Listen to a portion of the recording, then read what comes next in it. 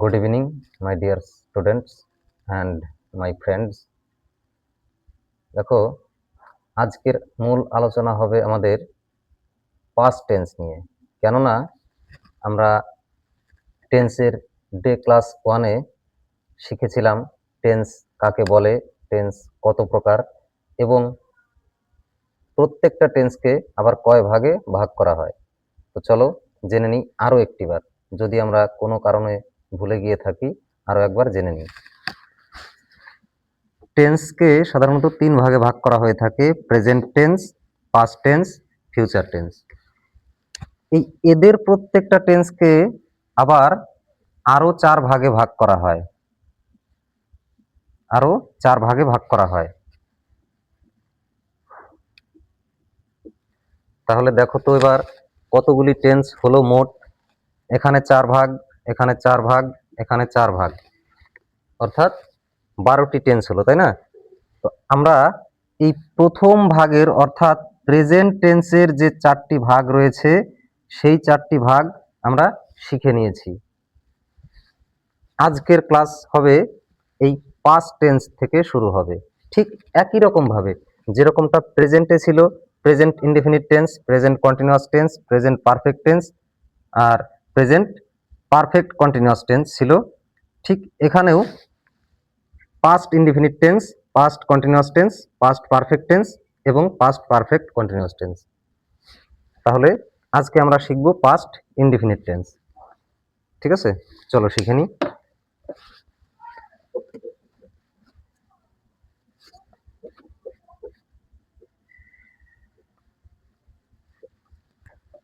তো দেখো, past indefinite tense কোন সময়টাকে আমরা মূলত ধরে থাকি।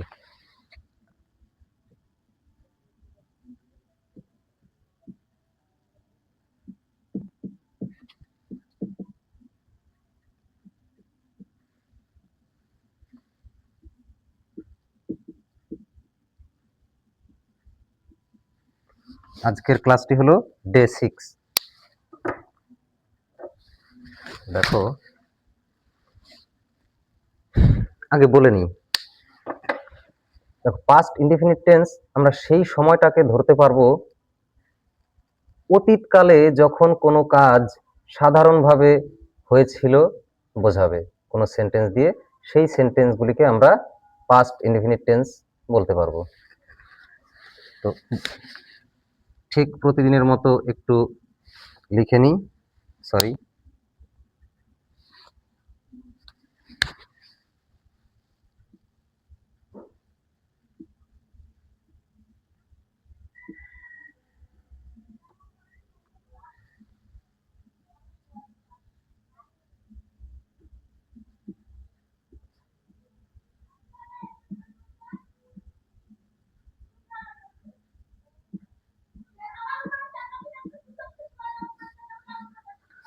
অতীতকালে কোনো কাজ সাধারণভাবে করা হয়েছিল এরকম কোনো বাক্যকে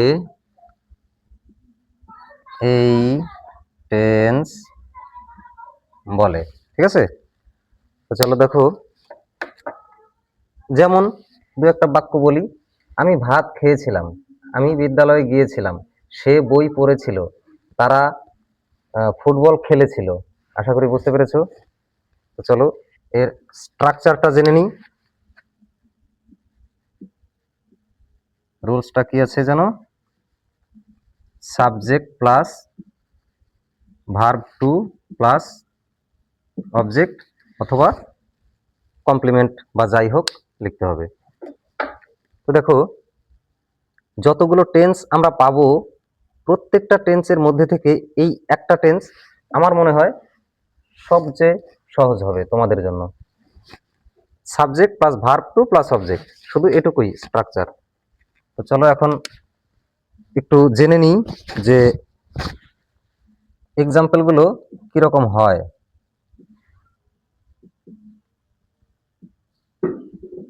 আমি ভাত খেয়েছিলাম, ঠিক আছে, এই একটা হলো। সে বিদ্যালয়ে গিয়েছিল, এই একটা হলো।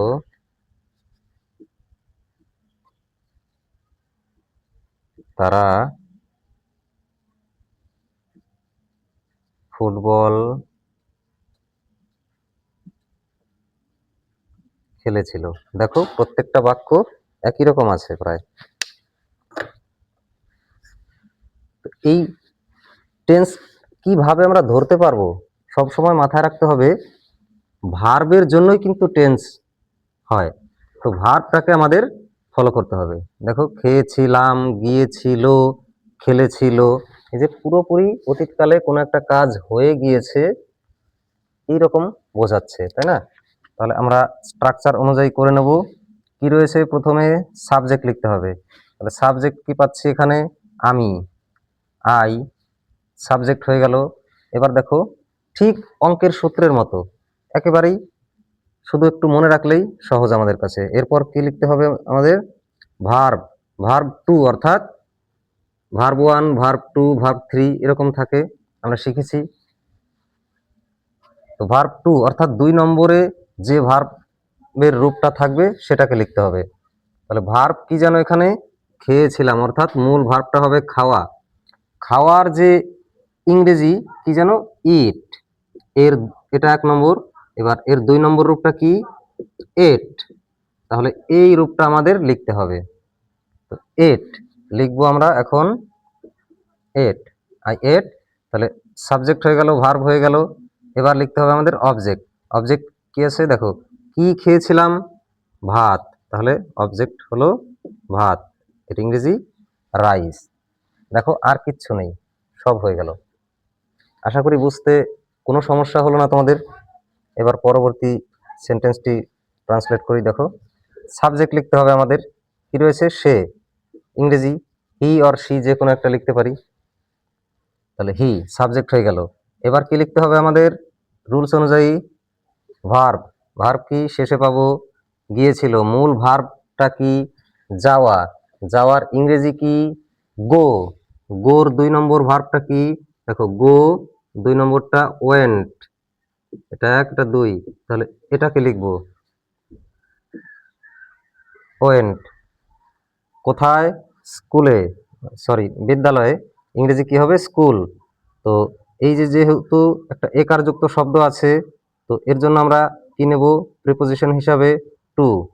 এবার স্কুল হয়ে গেল।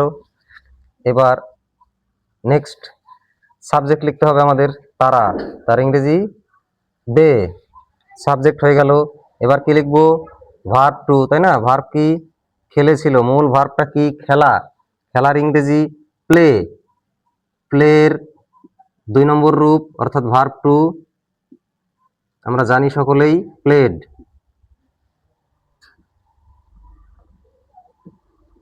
প্লেড হয়ে গেল। কি খেলেছিল, ফুটবল, ফুটবল হয়ে গেল।